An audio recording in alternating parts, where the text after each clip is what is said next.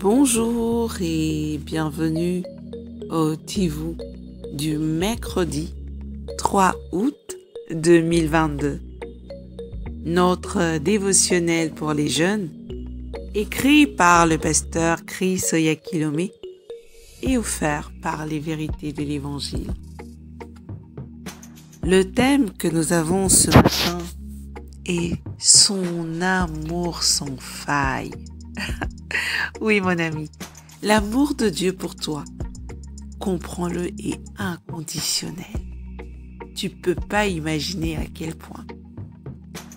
La Bible nous dit dans 1 Jean 4, verset 16, « Et nous avons connu l'amour que Dieu a pour nous, et nous y avons cru. » Dieu est amour, et celui qui demeure dans l'amour demeure en Dieu, et Dieu demeure en lui. Waouh, quelle belle promesse, n'est-ce pas? Jésus un jour racontait l'histoire remarquable d'un certain jeune homme qui exigea de son père qu'il lui donne son héritage et le laisse seul prendre en charge sa propre vie.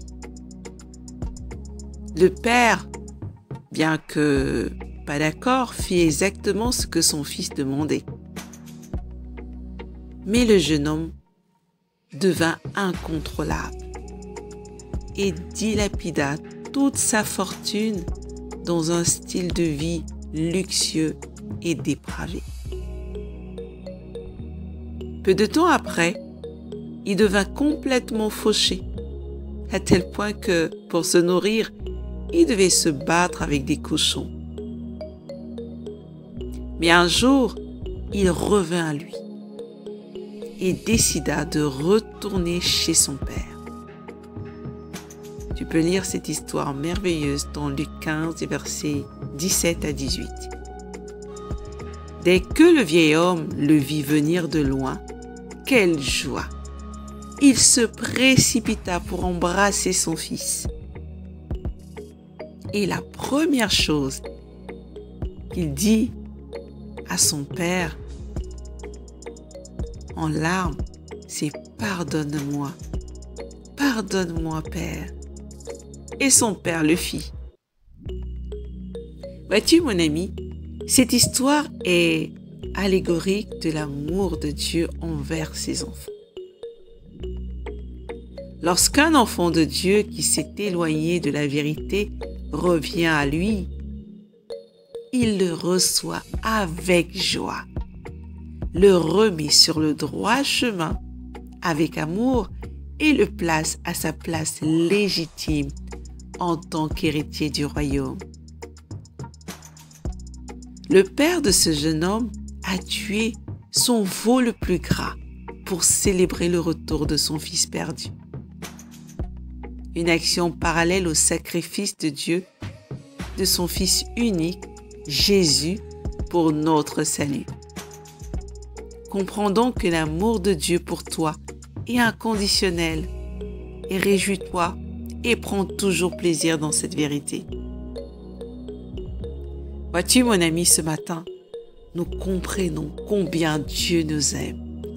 Inconditionnel veut dire sans condition. Quand tu viens à Dieu, il t'ouvre grandement ses bras parce qu'il t'attendait, il espérait, il soupirait après toi depuis si longtemps. Alors n'aie jamais peur et n'aie jamais aucune crainte de revenir à lui, quelle que soit la bêtise ou l'erreur ou la faute que tu aurais commise. Dis-toi bien que Dieu est là, en bon Père, et qu'il t'attend.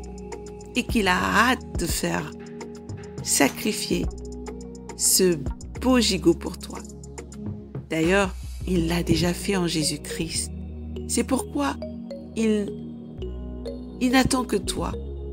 Parce que ce que Jésus a accompli avec ce sacrifice a pris en charge tes fautes passées, présentes et futures. Comprends, mon ami, que l'amour et la miséricorde de Dieu pour toi est très grande